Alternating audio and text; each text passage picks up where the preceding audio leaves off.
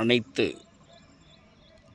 மகளிருக்கும் இன்றைய மகளிர் தின வாழ்த்துக்கள்.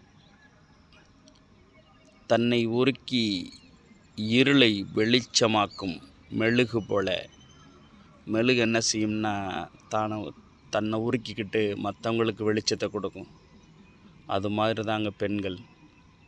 தனக்காக வாழாமல் தன் குடும்பத்திற்காக வாழ்வை அர்ப்பணித்து வாழும் அனைத்து பெண் தேவதைகளுக்கும் என் இனிய மகளிர் தின வாழ்த்துக்கள். பெண்களில் சின்ன குழந்தைகள்லேருந்து பெரியவங்க வரைக்கும், பாட்டியாகிற வரைக்கும் அவங்க படுற கஷ்டம், அவங்க அர்ப்பணிப்பு வாழ்க்கையில் மறக்கவே முடியாது. அதில் அம்மா ஸ்தானம் இருக்கே, மறக்க முடியாத ஒரு ஸ்தானம். நான்லாம் சின்ன வயசில் 9 வயசில் அம்மா இறந்துட்டாங்க. ஆனால் அவங்களுக்கு சின்ன வயசுலேயே நோய், என்ன நோயின்னே தெரியலை. ஆனால் அவங்க நம்ம சீக்கிரமாக இறந்துருவோம்னு நினச்சிட்டு நாங்கள் 3 பசங்களையும் எங்கள் அம்மாச்சிட்ட கொடுத்துட்டாங்க. எங்கள் அம்மாச்சி தான் வளர்த்தாங்க. அம்மாச்சியோடைய பாசமும் வித்தியாசமான பாசம்.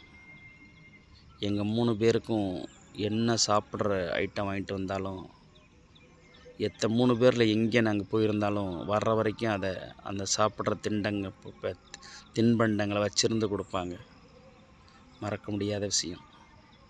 இந்த மகளிர் தினத்தில் தான் அம்மாவும் சரி, எங்கள் பாட்டியும் சரி, திரும்ப ஒரு வாட்டி நான் நினச்சிக்குவேன்.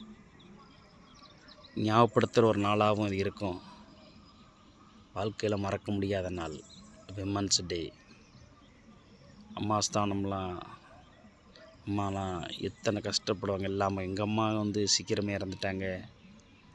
அவங்க பொறுப்பாக எங்கள் டீச்சர் அம்மா இருக்காங்க, சாவித்திரி அம்மான்னு.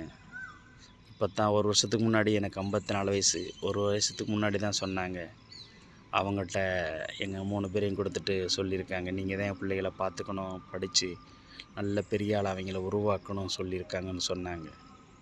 அப்படி நமக்கு உடம்பு முடியலைன்னா கூட, பாசமான அந்த அம்மா கூட பாசம் குறைவாக பிள்ளைங்களை ரொம்ப பாசம் நமக்கு வச்சுருக்கக்கூடாதுன்னு சொல்லி டீச்சர்கிட்டையும் எங்கள் அம்மாச்சிட்டையும் பிள்ளைங்களை பொறுப்பாக ஒப்படைச்சிருக்காங்க பாருங்கள்.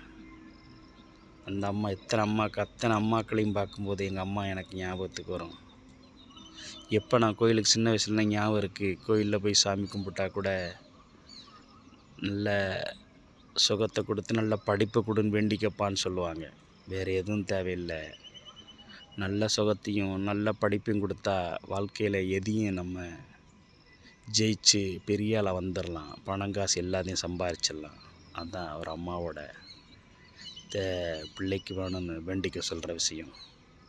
மீண்டும் அனைவருக்கும் ஹாப்பி விமன்ஸ் டே. தேங்க்யூ.